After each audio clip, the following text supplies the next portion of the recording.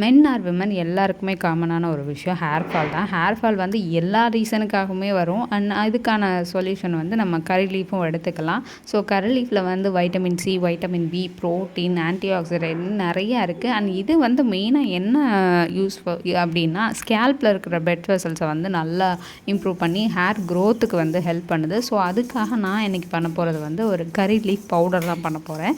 So அந்த கறி leaf பவுடருக்கு நீங்கள் வந்து மெயினாக என்ன எடுத்துக்கணும்னா, ஒரு ட்ரை கறி லீஃபை நல்லா சாட்டே பண்ணிவிட்டு அதை வந்து நல்லா நம்ம அதாவது கசக்கணும்னா நல்லா முறுமுறுன்னு ஆகிற அளவுக்கு எடுத்துக்கோங்க. ரெண்டாவது நீங்கள் வந்து சனா தால், அதாவது கடலைப்பருப்பு இருக்கு இல்லையா, அந்த கடலைப்பருப்பை வந்து நல்லா கலர் சேஞ்ச் ஆகிற லெவலுக்கு வந்து போட்டுக்கோங்க, சாட்டே பண்ணிக்கோங்க. ஆனால் எதுலேயுமே ஆயில் நான் சேர்க்கலை. அப்படி உங்களுக்கு ஆயில் வேணும் அப்படின்னா லைட்டாக மட்டும் சேர்த்துக்கோங்க. ஸோ இதுவும் அந்த கலர் சேஞ்ச் ஆனதுக்கு அடுத்து அதோட ஆட் பண்ணிக்கோங்க. அடுத்து நான் வந்து என்ன பாட போகிறேன் அப்படின்னா, எள்ளு வந்து நீங்கள் கருப்பும் யூஸ் பண்ணிக்கலாம், இல்லை வெள்ளையும் யூஸ் பண்ணிக்கலாம். இது வந்து ஆப்ஷனல் தான், உங்களோட விருப்பத்துக்கு ஏற்ற மாதிரி நீங்கள் எடுத்துக்கலாம்.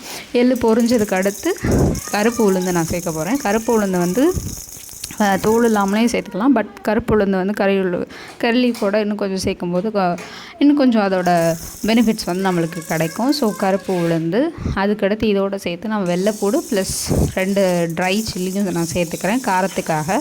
அண்ட் தென் எல்லாமே ஒன்றாவே சேர்த்து வதக்கி எடுத்ததுக்கடுத்து லாஸ்ட்டாக நான் என்ன சேர்க்க போகிறேன் அப்படின்னா, புளி வந்து ஆப்ஷனல் தான். உங்களுக்கு வந்து புளிப்பு வேணும் அப்படிங்கிறவங்க வந்து புளி சேர்த்துக்கலாம், இல்லை புளி இல்லாமலும் நம்ம வந்து இந்த கறி லீஃப் பவுடர் வந்து ரெடி பண்ணிக்கலாம். ஸோ எல்லாமே ஓரளவு நல்லா ஹீட்டில் அதோட அரோமா வந்து வெளியே வந்ததுக்கடுத்து எல்லாத்தையும் ஒன்றா போட்டுக்கோங்க.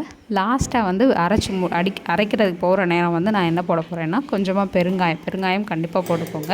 அண்ட் தென் இந்த பவுடருக்கு தேவையான சால்ட் வந்து கொஞ்சம் கம்மியாகவே போட்டுக்கோங்க. சப்போஸ் கூடிருச்சு அப்படின்னா கறி லீஃப் பவுடர் வந்து ஒன்றுத்துக்கு யூஸ் ஆகாது. ஸோ நல்லா மிக்சியில் போட்டு பவுடர் ஆகிற அளவுக்கு நல்லா இது பண்ணிக்கோங்க. குறைன்னு கூட அரைக்க வேண்டாம், நல்ல பவுடர் ஆகணும். ஃபைன் பவுடராக அரைச்சி முடிச்சதுக்கு அடுத்து லாஸ்ட்டாக எனக்கு இப்படி தான் கிடச்சிச்சு. ஸோ நீங்களும் இந்த மாதிரி கறி லீஃப் பவுடரை வந்து வீட்டில் ட்ரை பண்ணி பாருங்கள். சாதத்தோட, தோசை, இட்லிக்கு நீங்கள் யூஸ் பண்ணிக்கலாம். தேங்க்ஸ் ஃபார் வாட்சிங். உங்களுக்கு பிடிச்சிருந்தால் லைக் பண்ணுங்கள், கமெண்ட் பண்ணுங்கள். நீங்கள் எப்படி கறி லீஃப் பவுடர் வந்து ரெடி பண்ணுவீங்கன்னு கமெண்ட் பண்ணுங்கள்.